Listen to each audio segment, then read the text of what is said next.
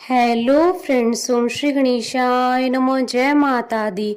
आप सभी का स्वागत है आपके अपने यूट्यूब चैनल पर।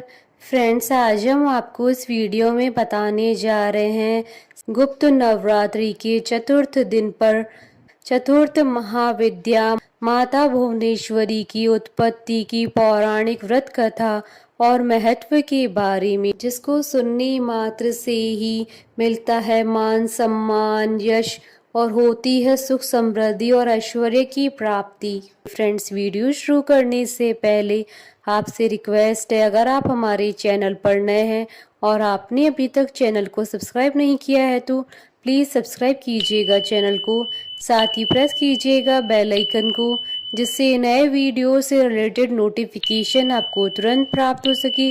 और वीडियो पसंद आने पर वीडियो को लाइक और शेयर जरूर कीजिएगा, ताकि सभी भक्तों को इस वीडियो का लाभ प्राप्त हो सके। और कमेंट बॉक्स में जय माता दी जरूर लिखिएगा। आज माँ आदि शक्ति के भुवनेश्वरी देवी स्वरूप की पूजा अर्चना की जाती है।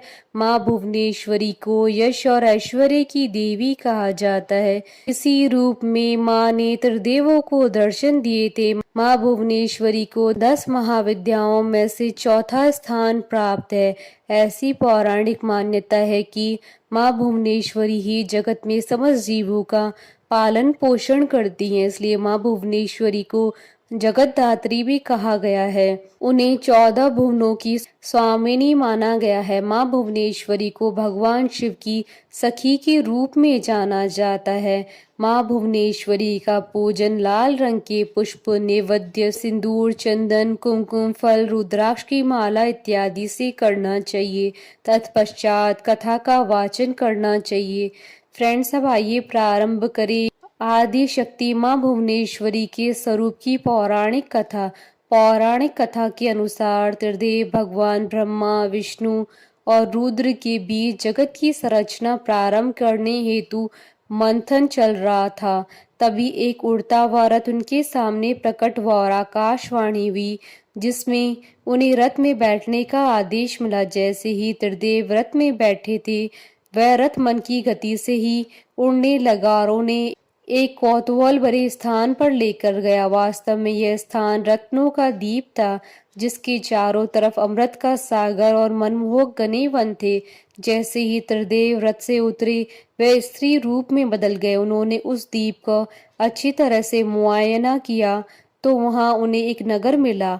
उस नगर के चारों तरफ सुरक्षा की 9 परतें थीं। वहीं नगर की सुरक्षा में उग्र स्वभाव के भैरव, क्षेत्रपाल, मातृका और दिक्पाल व्यस्त थे। जैसे ही वह शहर के अंदर गए, शहर का सौंदर्य विकास देखकर मंत्र मुग्ध हो गए। अंत में वे शहर के अंदर स्थित मुख्य राजमहल में पहुंचे, जिसका नाम चिंतामणि गृह था। इसकी सुरक्षा योगिनियां कर रही थी। यह नगर श्रीपुर था, माँ देवी भुवनेश्वरी की राजधानी, जो कि दरअसल मणिद्वीप की रानी भी थी। जैसे ही त्रिदेव महल के अंदर प्रविष्ट हुए, उन्हें देवी माँ के भुवनेश्वरी स्वरूप के भव्य दर्शन हुए। लाल रंग की निराली छटा लिए माँ की 3 आंखें और 4 हाथ थे। उन्होंने लाल रंग के आभूषण धारण किए हुए थे। उनके तन पर लाल चंदन का लेप लगा हुआ था और लाल कमल की माला पहन रखी थी। बाएं हाथ में उन्होंने अंकुश और फरसा पकड़ा था, वहीं दाएं हाथ से अभय और वर मुद्रा दिखा रही थीं। उनके मस्तक पर मुकुट अर्धचंद्र रूपी मणि द्वारा सुसज्जित था। माँ श्वेत वर्ण में त्र्यंबक भैरव के बाएं गोद में बैठी थी। उन्होंने श्वेत वस्त्र पहन रखे थे। सर के ऊपर भी अर्धचंद्र व गंगा नदी जी धारित थी। उनके पंच मुख में से प्रत्येक सर पर 3 नयन थे। उनके 4 हाथ थे, जिसमें से 2 हस्त में त्रिशूल व फरसा लिए हुए थी, जबकि अन्य 2 हस्त से वर मुद्रा और अभय मुद्रा भी प्रदर्शित करते दिख रही थी। देवी भुवनेश्वरी और त्र्यंबक भैरव पंच प्रेत आसन पर आसीन थे। पंच प्रेतासन वह सिंहासन है जिसमें परम शिवा गद्दी के रूप में तथा 5 पैरों वाली जगह सदाशिव, ईश्वर, रुद्र, विष्णु और ब्रह्मा स्थापित है। इन सबकी सेवा में अनेक योगिनियां थीं।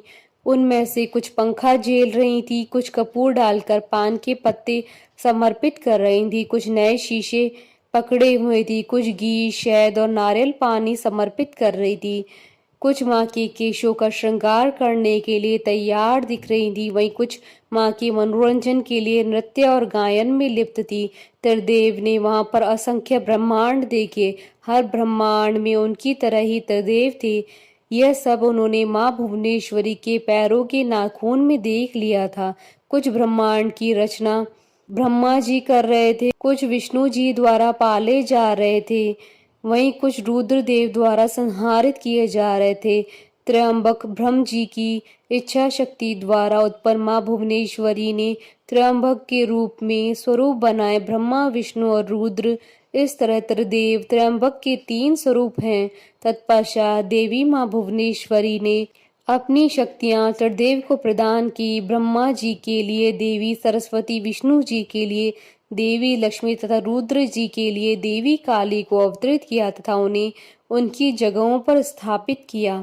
ब्रह्मा और सरस्वती ने मिलकर ब्रह्मांड रूपी अंडा बनाया। रुद्र और काली ने उसे तोड़ा, जिससे पंचतत्व उत्पन्न हुए। इसके बाद पंचतत्व का उपयोग कर ब्रह्मा और सरस्वती ने संपूर्ण ब्रह्मांड की रचना की तथा विष्णु और लक्ष्मी ने इसके पालन पोषण का हर कार्य किया। अंत में रुद्र और काली ने ब्रह्मांड की समाप्ति की ताकि सरस्वती और ब्रह्मा पुनर्रचना शुरू कर सकें। बोलिए जयकारा माँ माई सच्चे दरबार की जय। हमारे साथ इस वीडियो में अंत तक बने रहने के लिए आपका धन्यवाद। ओम श्री गणेशाय नमः। जय माता दी।